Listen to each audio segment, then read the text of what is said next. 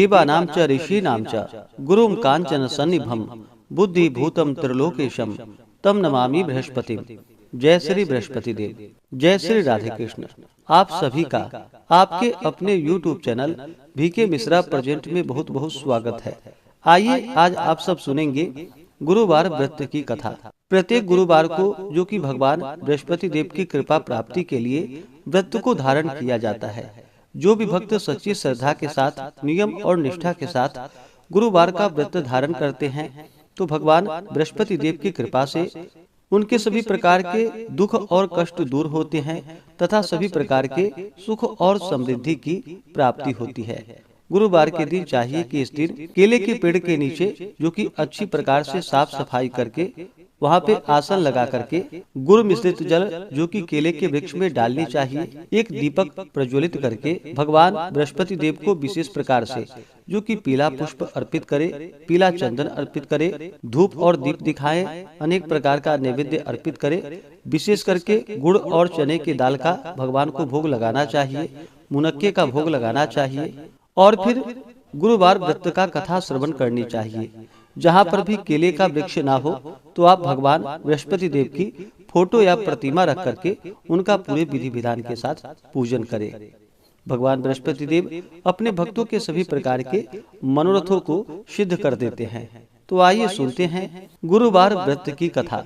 तो बोलिए प्रेम से भगवान बृहस्पति देव की जय, भगवान विष्णु की जय, माता लक्ष्मी की जय।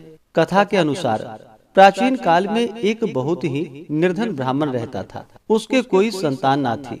वह नित्य पूजा पाठ करता। उसकी स्त्री ना स्नान करती और ना ही किसी देवता का पूजन ही करती थी। इस कारण ब्राह्मण देवता जो कि बहुत दुखी रहते थे अपनी पत्नी को बहुत समझाते किंतु उसका कोई परिणाम ना निकलता। भगवान की कृपा से ब्राह्मण के यहाँ एक कन्या उत्पन्न हुई। कन्या बड़ी होने लगी। प्रातः स्नान करके वह भगवान विष्णु का जप करती। बृहस्पतिवार का व्रत भी करने लगी। पूजा पाठ समाप्त कर जब पाठशाला जाती तो अपने मुट्ठी में जौ भरकर ले जाती थी और पाठशाला के मार्ग में डालती हुई जाती थी। लौटते समय वही जौ जो कि स्वर्ण के हो जाते थे तो उसको बीन कर घर ले आती थी। एक दिन वह बालिका सूप में उन सोने के जौ को फटक कर साफ कर रही थी कि तभी उसकी माँ ने देख लिया और कहा कि हे बेटी, सोने के जौ को फटकने के लिए सोने का सूप भी तो होना चाहिए। दूसरे दिन गुरुवार था। कन्या ने व्रत रखा और भगवान बृहस्पति देव से सोने का सूप देने की उनसे प्रार्थना की और कहा कि हे प्रभु, यदि सच्चे मन से मैंने आपकी पूजा की हो तो मुझे सोने का सूप दे दो। बृहस्पति देव ने उसकी प्रार्थना स्वीकार कर ली और रोजाना की तरह वह कन्या जौ फैलाती हुई पाठशाला चली गई।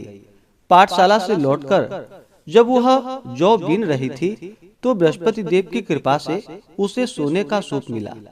उसे वह घर लेकर आई और उससे जौ फटककर साफ करने लगी, परंतु उसकी माँ का वही ढंग रहा।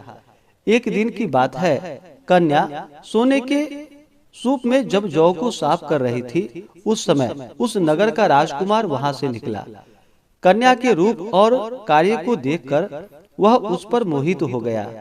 राजमहल आकर वह भोजन तथा जल त्याग कर उदास होकर लेट गया। राजा को जब राजकुमार द्वारा अन्न और जल त्यागने का समाचार प्राप्त हुआ तो अपने मंत्रियों के साथ वह अपने पुत्र के पास गया और पूछा कि हे बेटा, तुम्हें किस बात का कष्ट है? किसी ने तुम्हारा अपमान तो नहीं किया अथवा कोई और कारण है? मुझे बतलाओ, मैं वही कार्य करूंगा जिससे तुम्हें प्रसन्नता की प्राप्ति हो सके। अपने पिता की बातें सुनकर राजकुमार बोला कि हे पिताजी, मुझे किसी बात का दुख नहीं है। किसी ने मेरा अपमान भी नहीं किया है, परंतु मैं उस लड़की के साथ विवाह करना चाहता हूँ जो लड़की सोने के सूप में जौ को फटक कर साफ कर रही थी। राजकुमार ने राजा को उस लड़की के घर का पता भी बता दिया। मंत्री राजा के कहने पर उस लड़की के घर गया। मंत्री ने ब्राह्मण के समक्ष राजा की ओर से निवेदन किया और फिर कुछ ही दिनों के बाद ब्राह्मण की कन्या का विवाह राजकुमार के साथ संपन्न हो गया। और फिर क्या था, कन्या के घर से जाते ही ब्राह्मण के घर में पहले की भांति गरीबी का निवास हो गया। एक दिन दुखी होकर ब्राह्मण अपनी पुत्री से मिलने के लिए गया। बेटी ने पिता की अवस्था को देखा और अपनी माँ का हाल पूछा। ब्राह्मण ने सभी हाल कह सुनाया। कन्या ने बहुत सा धन देकर अपने पिता को वहां से विदा कर दिया। लेकिन कुछ ही दिनों के बाद फिर वही हाल हो गया। ब्राह्मण फिर से अपनी कन्या के यहाँ गया और सभी हाल कहा तो पुत्री बोली कि हे पिताजी, आप माताजी को यहाँ लिवा लाओ। मैं उन्हें यह विधि बता दूंगी जिससे कि गरीबी दूर हो जाए।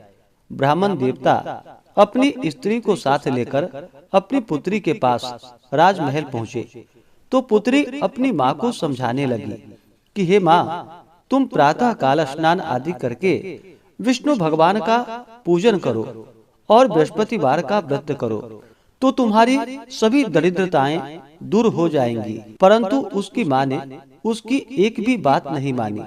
वह प्रातः काल उठते ही अपनी पुत्री के बच्चों का जूठन को खा लेती थी। एक दिन उसकी पुत्री को बहुत गुस्सा आया। उसने अपनी माँ को एक कोठरी में बंद कर दिया और फिर प्रातः उसे स्नान आदि करा करके उससे पूजा पाठ करवाया। तब जाकर के उसकी माँ की बुद्धि ठीक हो गई। इसके बाद नियम से पूजा पाठ करने लगी और प्रत्येक बृहस्पतिवार को व्रत भी करने लगी। और फिर इस व्रत के प्रभाव से मृत्यु के बाद वह स्वर्ग को गई। वह ब्राह्मण भी सुख पूर्वक इस लोक का सुख भोग कर अंत में स्वर्ग को प्राप्त हुआ। बृहस्पति देव सभी कामनाएं पूर्ण करते हैं। जो सद्भावना पूर्वक बृहस्पतिवार का व्रत करते हैं एवं कथा पढ़ते हैं अथवा सुनते हैं और दूसरों को भी सुनाते हैं, बृहस्पति देव उनकी सभी मनोकामनाएं पूर्ण करते हैं और उनकी सदैव रक्षा करते हैं।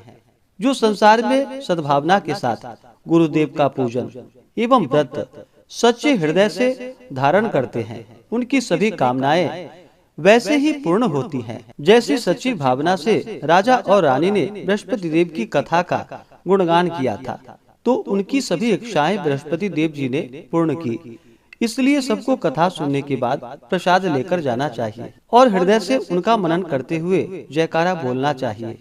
तो बोलिए प्रेम से भगवान बृहस्पति देव की जय, भगवान विष्णु की जय, माता लक्ष्मी की जय, सर्वदेवी देवता की जय। इसी प्रकार से जो भी भक्त सच्ची श्रद्धा के साथ नियम और निष्ठा के साथ गुरुवार का व्रत धारण करते हैं, भगवान बृहस्पति देव का पूजन करते हैं, कथा श्रवण करते हैं तो भगवान बृहस्पति देव उनकी सभी मनोकामनाएं पूर्ण करते हैं। गुरुवार के दिन जो भी भक्तजन व्रत को धारण करने वाले हैं, गुरुवार के दिन कुछ बातों का ध्यान भी रखना चाहिए। गुरुवार के दिन इस दिन शुद्ध और सात्विकता का पालन करना चाहिए, ब्रह्मचर्य का पालन करना चाहिए। इस दिन बाल, दाढ़ी, नाखून आदि नहीं काटनी चाहिए। इस दिन पूजन में पीले वस्तु का प्रयोग करना चाहिए और भोजन में भी पीले वस्तु का प्रयोग करना चाहिए। इस दिन नमक ग्रहण नहीं करनी चाहिए, बाल, दाढ़ी, नाखून नहीं काटनी चाहिए, साबुन सर्प का प्रयोग इस दिन नहीं करना चाहिए और पूर्ण श्रद्धा भक्ति भाव के साथ भगवान का पूजन, कथा श्रवण, आरती करनी चाहिए। इससे भगवान बृहस्पति देव अति प्रसन्न होते हैं और अपना कृपा प्रदान करते हैं। तो आशा करता हूँ कि यह जानकारी आपको अच्छा लगा हो।